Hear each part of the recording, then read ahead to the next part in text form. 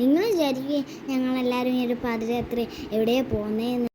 ഞങ്ങളുടെ വീട്ടിൻ്റെ അവിടെ ആറാട്ടുത്സവമുണ്ട്. അതുകൊണ്ട് അത് ഞങ്ങൾ കാണാൻ വേണ്ടി പോവുക. ഞാനും നിഹാൽ ചേച്ചിയും ദീദിയും എല്ലാവരും കൂടെ ആറാട്ടിൻ്റെ അടുത്തോട്ട് നടന്നു പോകും. രാത്രി ഒരു 7 മണിയൊക്കെ ആയിരിക്കും. അങ്ങനെ ഞങ്ങൾ ആറാട്ട് കിടക്കുന്ന സ്ഥലത്ത് എത്തി. ഞങ്ങൾ ഇക്കരയിൽ നിന്നാണ് നോക്കുന്നത്. അക്കരെയാണ് ആറാട്ടിൻ്റെ പൂജകളെല്ലാം നടക്കുന്നത്.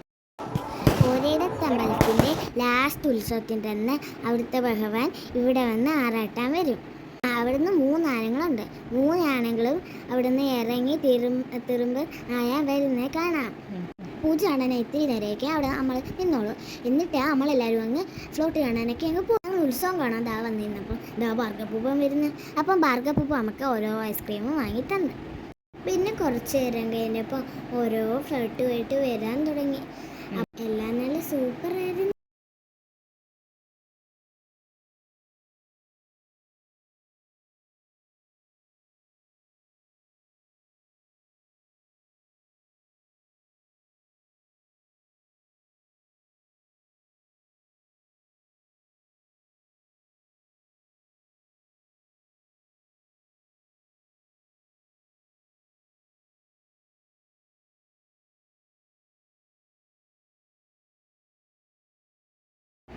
പിന്നെ കരടി, പൂച്ച, അങ്ങനെ ഓരോന്നിൻ്റെ വേഷമിട്ട് ഓരോന്നുണ്ടായിരുന്നു.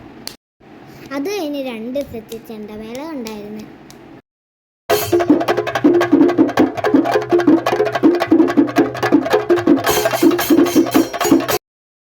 ചെണ്ടമേളവും പോപ്പറും എല്ലാം കൂടെ ആയപ്പോൾ നല്ല രസമുണ്ടായിരുന്നു. അത് കഴിഞ്ഞിട്ട് ലൈറ്റ് വണ്ടിയും പാട്ടും എല്ലാവരും കൂടെ അങ്ങ് ഡാൻസ് കളിച്ച് വന്ന്.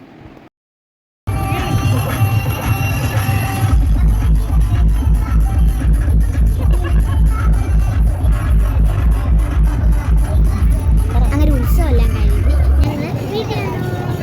അങ്ങനെ ഈ വർഷത്തെ ഉത്സവങ്ങളെല്ലാം ഇതോടെ അവസാനിക്കുന്നു. ശുഭം.